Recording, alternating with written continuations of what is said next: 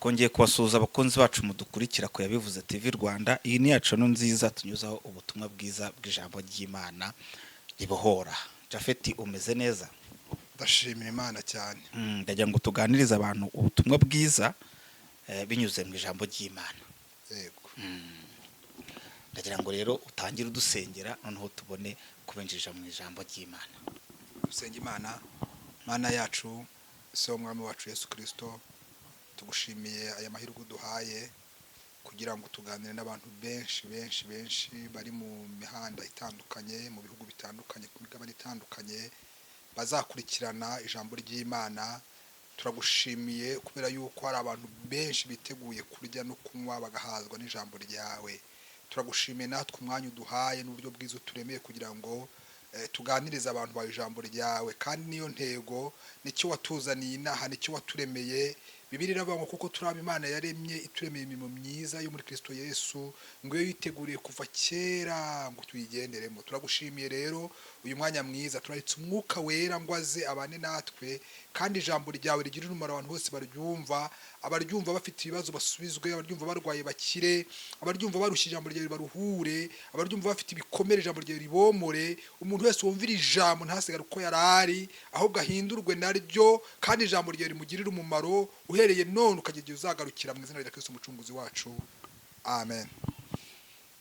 Narababwiye ngo inkunga nini cyane mujya mudutera si ibyo muduha, ahubwo inkunga nini mudutera ni ukutwumva no kwamamaza ubu butumwa bwiza bukagera aho tutagera, kandi murabidufasha. Imana ibaha umugisha. Rero ndagira ngo usome ijambo ry'Imana umurongo umwe wonyine tuganireho mu minota mikeya, hanyuma twumve ijambo ry'Imana ritubwira. Ndagira ngo usome ijambo ry'Imana mu rwandiko rwa kabiri Paulo yandikiye Timoteyo ibice 3. Turasoma umurongo waho wa mbere, dushaka gusoma n'uwa kabiri, tutaruke dusome mu bice 4 n'ubundi murongo umwe. Haravuga ngo umenye yuko minsi y'imperuka hazaza ibihe birushya, kuko abantu bazaba bikunda, bakunda impiya, birarira, bibona, batukana, batumvira ababyeyi babo, indashima, batarabera. Turekeraho ngo batarabera. Dusome ku bice 4 umurongo waho wa kabiri. Ubwirize abantu ijambo ry'Imana, ugire umwete mu gihe gikwiye no mu kidakwiye. Shatse narekera aho ngaho, ni 30 nsomye akaba ariyo tuganira. Bene data, maze iminsi nshaka ko tuganira ijambo ry'Imana. Nari maze kubibabwira haruguru, mbabwira ngo abantu ntibagikunda ijambo ry'Imana kubera ko bahugiye muri byacitse, kubera ko niko iminsi imeze. Abantu bakunze kandi inyigisho zijyanye n'irari ryabo, zibabwira yuko birangiye, zibabwira ko intambara zishize, zibabwira ko amakuba arangiye, zibabwira zimeze nka za bahanuzi basanze bagiye i Babuloni bajyanye n'Abayisiraheli, ngo ukajya bababwira ngo mwe guhinga, mwe kubyara, mwe gushaka, mwe kubaka, iminsi 3 gusa dusubiye i Yerusalemu. Kandi Imana muri gahunda yayo yari ifite gahunda ngo yo kwamaza y'imyaka 70, ngo kugeza igihe Imana iboneye ko abantu bayobye bapfapfanye. Biriravuga ngo yohereza Yeremiya, ngiramubwira ngo genda ubabwire ngo nibakunda icyo gihugu, bagisabire, bagihingemo, barongore, bashake, borore, bacuruze, ko bazamara y'imyaka 70. Abantu rero mu iyi minsi bahugiye mu tuntu turi aho ngaho tw'abahanuzi b'ibinyoma badutse bavuye kure, bavuye hafi, k'abahanuzi b'ibinyoma bari kugenda bavuka, kavuga butumwa bashaka iby'indamu z'iki gihe, mbega bameze nk'abari gucuruza Bibiliya. Bahugiye mu utwo tuntu turi gutuma abantu tumva ijambo ry'Imana. Narababwiye abantu bahugiye mu tuntu tumeze nka comedy mu ijambo ry'Imana, kurya ure muvuga butumwa ukagira ngo ni comedy ari gukina, si ijambo ry'Imana ari kubwiriza. Mbega abantu babaye babwishakira ndamu, umuntu arabwiriza ukabona ni comedy ari gukina, ukibaza ubu ni ubutumwa bwiza ni comedy bahinduye content. Ijambo ry'Imana bariremye mu content ukuntu wagira ngo ni comedy, ku buryo umuntu asigaye abikora kubona abantu nyine baryohewe no kumva utwo tuntu tubaryoheye. Umuntu akaba ari kuganira undi kuntu azajya muri Amerika, neretswe, nabonye yaba ari kwano kuri kamera muzababona ari kwisimbiza yigira uku ngo n'ubundi abonye. Nibyo duhugiyemo. Ariko se ni ijambo ry'Imana ryatujyana mu ijuru? Ni ijambo ry'Imana ryatuzanira ubugingo? Ubu ni ijambo ry'Imana ni iki? Ni inyigisho y'umwizera wese gukira. akanakizwa. Narabwiye ngo ijambo ry'Imana ryuzuye, ubutumwa bwizuye ni ubufata umuntu w'imbere n'umuntu w'inyuma bukamuhindura. Ni ubufata umuntu utogaga, wari urwaye imvunja, wari umeze nabi ku mubiri, bukamukarabza, bukamwoza, bukamusiga, bukatuma afura, umuntu w'imbere n'umuntu w'inyuma bagahinduka. Ubwo ni ubutumwa bwiza bwuzuye. Aho ubutumwa bwiza hari igihe njya ndeba ubutumwa bwiza bukora ku muntu w'imbere gusa, ntabwo buba bwuzuye, buba buzuzemo akantu. Umuntu w'Imana, kugira ngo umuntu w'Imana bashyitse rwose atabuzeho na kamwe. Urumva uwo muntu utabuzeho na gato ni umuntu ufite umuntu w'imbere muzima n'umuntu w'inyuma muzima. Nibwo butumwa bwiza bwuzuye. Amen. Ni umuntu wuzuye. Dusomye amagambo Paulo yandikiye Timoteyo, yaramubwiye ngo umenye ko mu minsi y'imperuka hazaba ibihe birushya. Ni ibihe birushya. Nibihe ntago wabyemera, ariko ibi ni ibihe birushya. Nibihe umuntu ajya ku ruhimbi yambaye minigera ahangaha, pasiteri agakoma amashyi, abakristo bagakoma amashyi, ukabona ntacyo bibabwiye, kandi inyuma y'uwo muntu hari abandi bari kurimbuzwa nawe. Ariko ni ibihe birushya. Ni ibihe birushya biruhije. Ni ibihe ngo abantu bazabikunda, birarira, bakunda impiya bikakaza. Niba abantu bari kujya kubwiriza, gahunda ari ukabona amafaranga gusa, iby'ubugingo ntibimureba. Nibihe kandi reka babwire, ni ukuri Imana ntigihamagara abantu bakomeye, ahubwo Imana ikomeza bihamagaye. Imana iduhamagara, ntiduhamagara dukomeye. Rika iduhamagara turi insuzugurwa, ngo kugira ngo atazagira ubyirata akagira ngo yabigizemo uruhare. Imana iduhamagara tudafite ijambo, ikaza ikaduha ijambo, kugira ngo atazagira uwirata ngo tumundi twaje tubizi. Imana iduhamagara twambaye ubusa, ariko iyo tuje kwa Yesu iratwambika. Akahamagara abakirera. Oya, Imana iduhamagara duciriritse. Nushaka uzambwire nge ngo amateka ya ADEPR. Abapasiteri batagira inkweto, bambara amakabutura. Iya ADEPR itubamo kubwiriza yambaye kabutura. Iri gitorero ry'umwuka. Abantu baritangiye nta pantaro bambara amakabutura. Baritangiye batagira inkweto, bambara ibirenge. Imana ikajya babwira ngo nzabazahura, nzabagirira neza. Bari muri vewite. Ubona abantu bari kuryananira mu matorero. Twatangiye tuba abantu baba base bicara ku ngiga z'ibiti, abandi bicara ku madafari, kubicara hasi. Kandi abantu bakumva ubutumwa bwiza bwa Yesu, bagakizwa, bagakira indwara, bagakira ibyaha. Ubwo bivuze ngo duhaza amafite. Uyu ni umurengo. Mpora mbibabwira. Mu minsi y'imperuka za ibihe birushya, abantu bari kwishakira inyigisho zohanye n'irari ryabo. Bari kwishakira abantu bameze nk'uko bashaka, bababwira ko babonye visa. Ariko narigeze mbabwira akantu kamano, narababwiye muzajye ku biganiro byashize.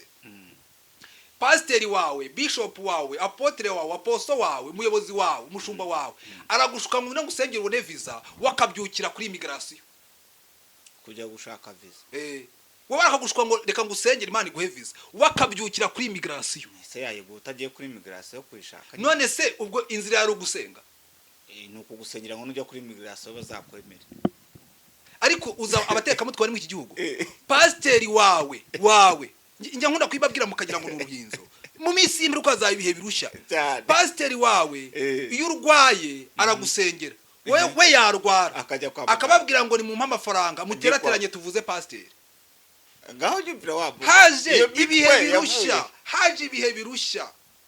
Iyo kari abantu biko ni ijambo rivuga ngo hazaba ibihe birushya, abantu bazabikunda. Si imitwe yo mwibanga. Sinzi uko nabyita, ariko ni ibihe birushya. Abantu bikunda, abantu birarira, abantu bakunda impiya.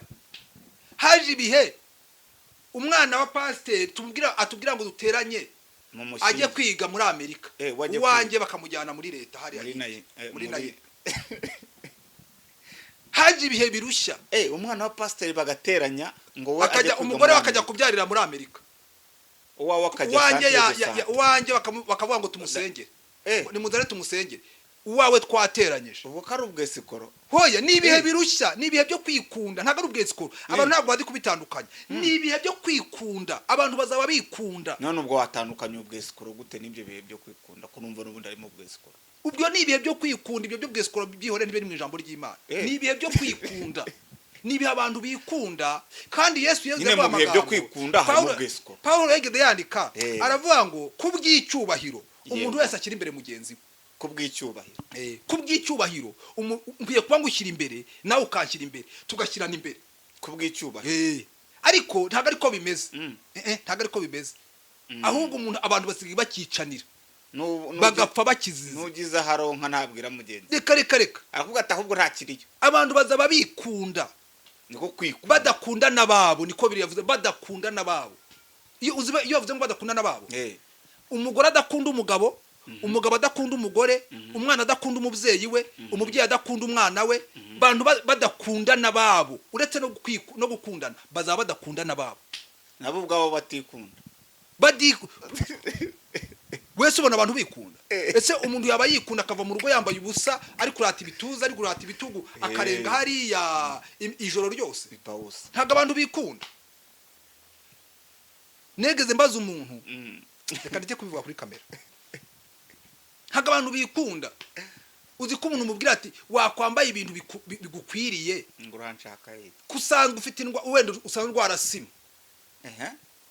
akakubwira ati ngiye kugira ngo nice style nakwicwa n'umusonga nakwicwa na sima nakwicwa na ati singomba kwica abantu ntibakikunda uretse no gukunda babo nabo ntibikunda kugira ngo yice style bene data Paulo yavuze ngo mumenye yuko iminsi y'imperuka za ibihe birushya ibihe turimo biraruhije nibihe umushumba rya intama ntago ari ibihe umushumba aragira intama ubu arimo kuzekenya ibi ni ibihe biruhije muzi impamvu ko badashaka tubivuga aho ubonye ko umushumba wawe ubu hari abari bukwandikira bavuga ati dore watanye wayobye ati ibi bintu waretse kubivuga nta mushumba mvuzeho yego nyine nta n'idini ngiye navuze yego nyine ariko navuze ibihe turimo biruhije ntago ari ibihe bigira ku ntama ngo bire kugera ku mushumba oya ni ibihe bigeze kuri bose ni ibihe bigeze kuri nge bikajya no kuri wowe dushikame hamwe rero ni ibihe ariko reba ni ibihe divorce zaje muri ADPR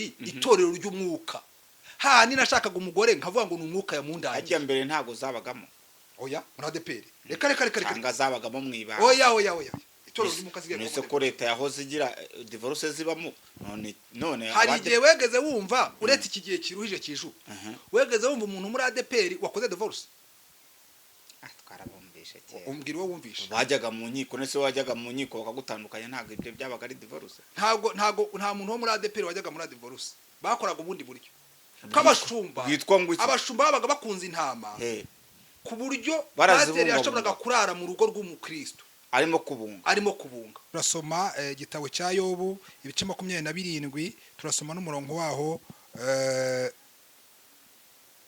wa 5 hari amagambo avuze ngo ntibikabeho yuko nabemerera ngo muvuze ibitunganye kugeza ubwo nzapfa sinzikuraho kubinyangamugayo amen reka nsubire mu iri jambo riravuze ngo ntibikabeho yuko nabemerera ngo muvuze ibitunganye kugeza ubwo nzapfa sinzikuraho kubinyangamugayo amen izi nkuru abantu benshi barazisomye abandi barazisomewe abantu benshi barazibwirije ntabwo nje ndi umuhanga kurusha abantu bose banyuze hano banyuze mu matorero atandukanye babwiriza iri jambo ariko numvisha mu mutima wanjye nanjye riri kumfasha nshaka ko turisangira n'abantu bose badukurikiye abari mu Rwanda abari Burundi abari muri Uganda abari mu migabane yose y'isi ndashaka ko dukurikirira ijambo kandi abaryumva mu kinyarwanda bakaba bari kumwe n'abadashobora kumva ikinyarwanda injya mbasaba inkunga yo kurisemura kugira ngo abandi nabo baryumve mba nifuza ko ijambo ry'Imana ryamamara ariko mu bidafashijemo kubera ko twebwe wenda dukoresha ururimi rumwe rw'ikinyarwanda ariko abantu batwumva bose si abanyarwanda bumva n'izindi ndimi dusomye ijambo ry'Imana izi nkuru dusomye ni iz'umugabo witwa Yobu abasomyi ba Bibiliya bavuga ngo yabayeho kandi koko biri kwigaragaza biravuga ngo yari atuye mu gihugu cyitwa Usi ngo yari umugabo ukize utunganye ngo wubahe Imana akirinda ibibi niko birivuga hanyuma kandi ngo yari afite byose biravuga ngo yari afite ingamiya yari afite indogobe yari afite intama yari afite inka ngo yari afite abana 10 abahungu 7 n'abakobwa 3 kandi ngo bari beza pe yari afite umugore yari aguwe neza yari afite abaja yari afite n'abagaragu yari afite byose ibisaga ngo yari afite imasa bihinga yari afite byose byo mw'icyo gihe Bibiliya igaragaza ko yari umukire ndetse cyane ariko ngo ari n'umuntu utunganiye Imana mu gihe kimwe nasomye aya magambo arandyohera ariko amfasha no gutekereza kwibaza ngo harya twebwe turi bande mw'iki gihe. Yobu ngo igihe kimwe ngo yari yicaye iwe mu rugo, ngo Satani ahura n'Imana ngo iramubaza ngo uvuye he, ngo Satani aravuga ngo mvuye mu isi kuyizereramo, ngo Imana yirata Yobu. Imana ishimwe ngo yirata Yobu, ngo iravuga ngo mbese kuvuye kuzerera mu isi witegereje umugaragu wanjye Yobu.